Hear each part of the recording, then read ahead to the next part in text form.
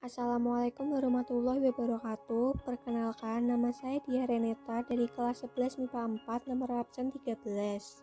Di sini saya akan membahas tentang biografi Ibnu Battuta. Ibnu Battuta mempunyai nama asal Abu Abdullah Muhammad bin Abdullah Alawati At-Tanji bin Battuta. Lahir pada 24 Februari 1304 di Tanjah, Maroko pada zaman Bani Marin dan meninggal pada tahun 1368 atau 1369 pada usia 64 atau 65 tahun di Maroko pada zaman Bani Marin. Ibnu Battuta atau Muhammad bin Battuta adalah seorang alim cendekiawan Maroko yang pernah berkelana ke berbagai pelosok dunia pada abad pertengahan. Dalam jangka waktu 30 tahun, Ibnu Battuta menjelajahi sebagian besar dunia Islam dan banyak negeri non-Muslim, termasuk Afrika Utara, Tanduk Afrika, Afrika Barat, Timur Tengah, Asia Tenggara, Asia Selatan, dan Tiongkok. Menjelang akhir hayatnya, ia meriwayatkan kembali pengalaman-pengalamannya menjelajahi dunia untuk dibukukan dengan judul Hadiah bagi para pemerhati negeri-negeri asing dan pengalaman-pengalaman ajaib. Riwayat perjalanan Ibnu Battuta menyajikan gambaran tentang peradaban Asia Pertengahan yang sampai sekarang masih dijadikan sumber rujukan. Perjalanan Ibnu Battuta dari Maroko ke Mekah. Perjalanan awal Ibnu Battuta dimulai dari Tangier, Maroko menuju Mekah. Untuk menghindari berbagai resiko buruk seperti diserang perampok, selama perjalanan Ibnu Battuta bergabung dengan kafilah yang akan menuju Mesir.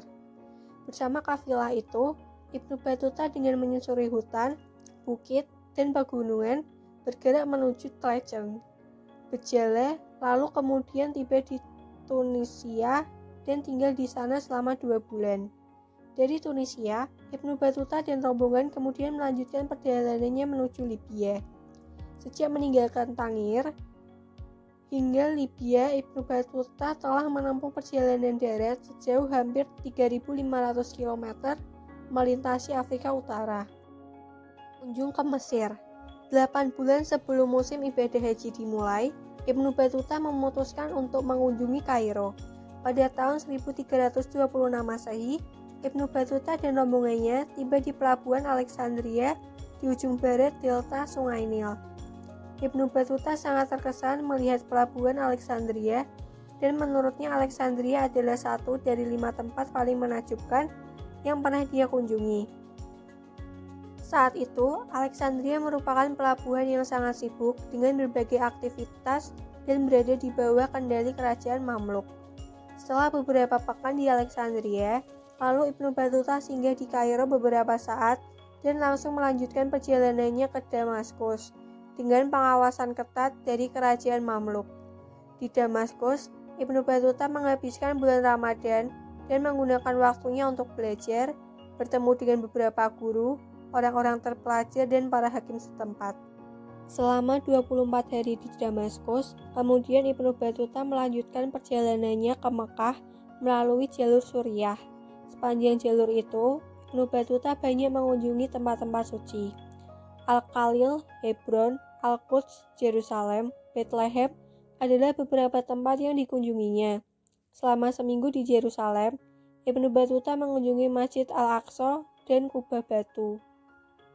Menjelang musim haji dimulai dan setelah bulan Ramadan selesai, Ibnu Battuta meninggalkan Damaskus dan bergabung kembali dengan rombongan haji lainnya untuk melanjutkan perjalanannya ke Madinah.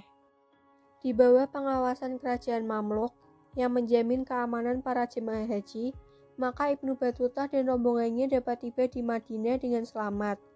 Setibanya di Madinah, Ibnu Battuta tinggal selama 4 hari, lalu bergegas menuju Mekah untuk melaksanakan ibadah hajinya. Setelah menyempurnakan ritual hajinya, Ibnu Battuta tidak pulang ke Tangier, tetapi dia memutuskan untuk melanjutkan pengembaraannya ke Irak dan Iran. Setelah mengembara ke Irak, Shiraz, dan Mesopotamia, Ibnu Battuta melaksanakan ibadah haji yang kedua dan tinggal di Mekah selama 3 tahun. Menjelajah hingga ke India. Kemudian dia pergi ke Jeddah dan melakukan perjalanan ke Yaman melalui jalur laut, kemudian singgah di Aden dan meneruskan perjalanannya ke Mombasa, Afrika Timur.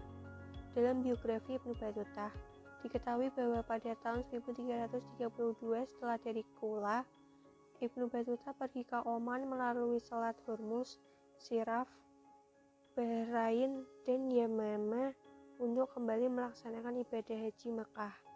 Setelah itu, Ibnu Battuta memutuskan untuk pergi ke India melalui Jeddah, namun dia berubah pikiran dan memutuskan untuk kembali mengunjungi Kairo, Palestina, dan Suriah. Setibanya di sana, Ibnu Battuta melanjutkan kembali perjalanannya ke Asia Kecil, Alea, melalui jalur laut menuju Anatolia dan meneruskan petualangannya dengan melintasi Laut Hitam. Setelah beberapa lama dan berada dalam perjalanan yang penuh bahaya, akhirnya Ibnu Battuta tiba di Turki melalui selatan Ukraina. Ibnu Battuta kemudian meneruskan perjalanannya ke Khorasan dan mengunjungi kota-kota penting seperti Bukhara, Balkh, Herat, dan Nishapur. Ibnu Battuta melintasi pegunungan Hindu Kush untuk tiba di Afghanistan, untuk selanjutnya masuk ke India melalui Gani dan Kabul. Dia terus menyusuri Lahri dekat Karachi, Pakistan, Sukur, Multan, Sirsa, dan Jhansi. Akhirnya Ibnu Battuta tiba di Delhi. Selama beberapa tahun di sana, Ibnu Battuta disambut keramahan Sultan Muhammad Tughlaq.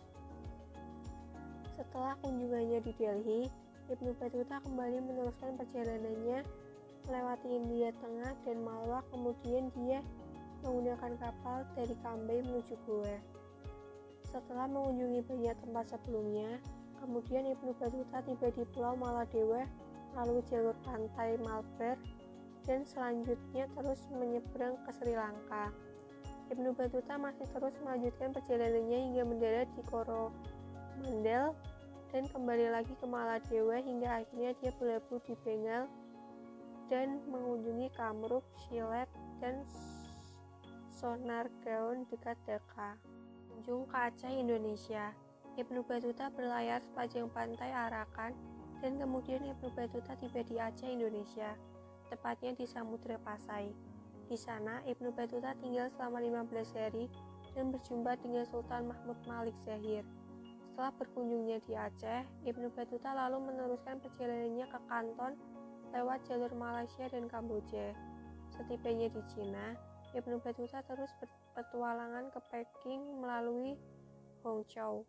Setelah Ibnu Battuta kemudian kembali ke Cilacap dan dengan menggunakan kapal dia tiba di Davari dan Muscat untuk meneruskan perjalanannya kembali ke Iran, Irak, Suriah, Palestina, dan Mesir, lalu kembali beribadah haji untuk yang ketujuh kalinya di Mekah pada November 1348 Masehi. Menjelajah ke Spanyol. Setelah ibadah haji terakhirnya, Ibnu Battuta pulang ke kampung halamannya, Fez. Namun, perjalanannya tidak berhenti sampai di sana. Setelah pulang ke Fez, Ibnu Battuta kembali mengembara ke negeri muslim lainnya, seperti Spanyol dan Nigeria melintasi Gurun Sahara. Tahun 1368, pada usia 65 tahun, Ibnu Battuta meninggal dunia. Dalam biografi Ibnu Battuta, diketahui bahwa ia meninggalkan warisan berharga seperti dunia berupa catatan perjalanannya yang akan selalu dikenang oleh umat manusia yang berjudul Rihlah Ibnu Battuta. Sekian dari saya, terima kasih. Wassalamualaikum warahmatullahi wabarakatuh.